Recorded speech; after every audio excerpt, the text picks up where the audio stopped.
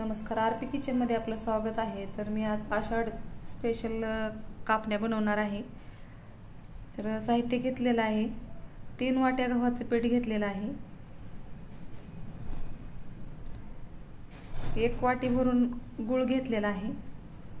ज्या वाटीने गूळ घेतलाय त्याच वाटीने गव्हाचं पीठ घेतलेलं आहे। 2 चमचे बेसन, 2 चमचे तांदळाचं पीठ, 1 चमचा रवा घेतलेला आहे, तूप घेतलेला आहे 2 चमचे, खसखस घेतलेली आहे, बडीशेप घेतलेली आहे अर्धा चमचा, सुंठ पावडर घेतलेला आहे अर्धा चमचा, हळद घेतली, मीठ घेतलेलं आहे थोडंसं। तर या चमच्याने मी प्रमाण घेतलेलं आहे। सुरुवातीला गूळ वितळून घेणार आहे मी। ह्याला चाचणी बनवायची नाही, थोडंसं जर ज्या वाटीनं गूळ घेतलेला आहे त्याच वाटीने मी पाणी घेणार आहे। 1 वाटी भरून पाणी घ्यायचे।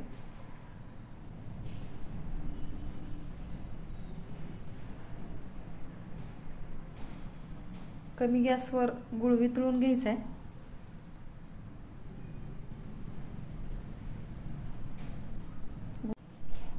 तूप वितळण्यासाठी ठेवलेलं आहे किंवा गरम करायचे थोडंसं तूप।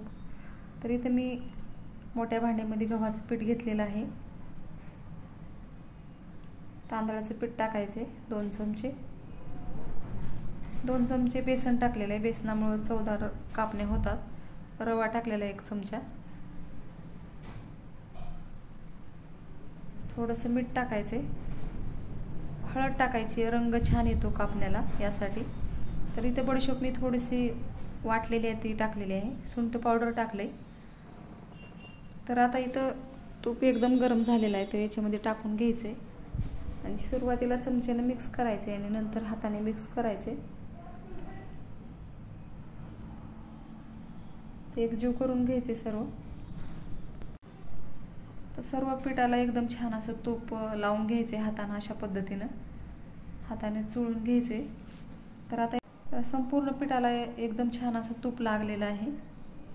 तर आता ही गुळाचा पाक जे बनवलेला आहे किंवा असं पाणी तयार केलेलं आहे वितळून, ते याच्यामध्ये टाकून घ्यायचे। थोडं थोडं करत टाकायचे आणि पीठ मळून घ्यायचे। तर सर्वच याच्यामधलं गुळाचं पाणी लागलेलं आहे। तर आता सर्वच मी याच्यामध्ये टाकून घेतले आणि पीठ हाताने मळून घ्यायचे। आता बघू शकता सगळं टाकलेलं आहे याच्यामध्ये।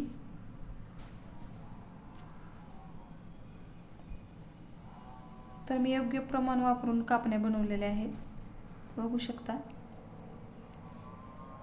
आणि एकदम छान अशा गोड पण झालेल्या आहेत। तर थोडासा तुपाचा हात लावून अशा पद्धतीने पीठ एकजीव करून घ्यायचे। तयार झालेलं आहे पीठ। आता मी थोडासा 1 चपातीचा आकाराचा उंडा घेणार आहे आणि लाटून घेणार आहे चपाती। दोन्ही बाजूला थोडंसं पीठ लावायचं कोरडं गव्हाचं।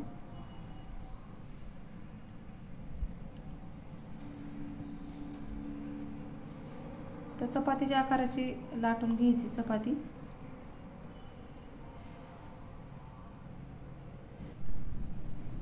आता इथे चपाती लाटून झालेली आहे, बघू शकता। तर आता वरून दोन्ही बाजूनी खसखस टाकून घ्यायचे आणि एकदा बेलण्यानं असं लाटून घ्यायचे।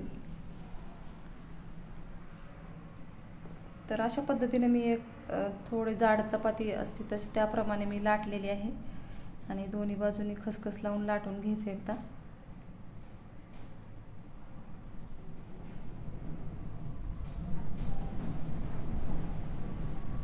बघू शकता अशा पद्धतीने मी चपाती लाटलेली आहे।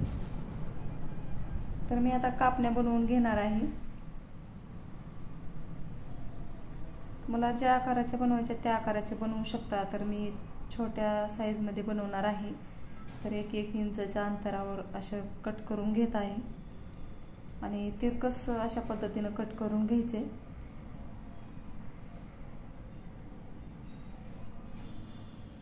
एक इंचाच्या आत, तर 1 इंचाचा अंतर ठेवून मी अशा पद्धतीने कापण्या तयार करून घेत आहे, बघू शकता।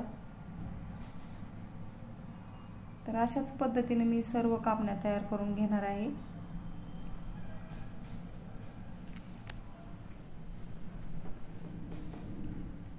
गॅसवर कढई ठेवलेली आहे, आता तेल टाकायचे गरम होण्यासाठी। एकदम जास्त गरम झाल्यावरच कापण्या याच्यामध्ये टाकून घ्यायच्या। आणि कापण्या टाकल्यावर लगेचच हलवायचं नाही, थोडंसं वर आल्यावर कापण्या झाऱ्यानं पलटून घ्यायच्यात आणि कमी गॅस करून एकदम छान असं खरपूस तळून घ्यायच्यात. तर बघू शकता अशा पद्धतीने मी सर्व कापण्या तयार करून घेणार आहे.